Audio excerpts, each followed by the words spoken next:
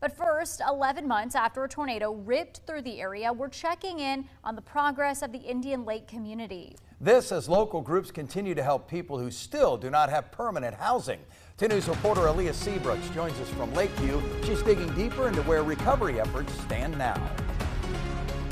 Logan County officials say there is still much work to be done as the long-term recovery team continues to help families affected by the March 2024 tornado. According to the Logan County Emergency Management Agency, families and businesses are rebuilding almost 11 months after a tornado hit the area, killing 3 people. Now officials say the recovery process is still happening, saying that it could be years until all damage will be addressed for more than 1,400 residential businesses and properties. This includes having damaged structures torn down, which requires an arrangement between the property owners and the land bank, a process that community leaders say is not automatic. The EMA adds that they have permanently rehoused 66 of 97 cases for families referred for assistance, adding that they are working diligently to help the remaining 31 families. In a statement to 2 News, the group adds that, quote, the 31 cases that are waiting or stuck represent some families waiting for contractors or our volunteer groups who will be repairing their home that they are currently living in.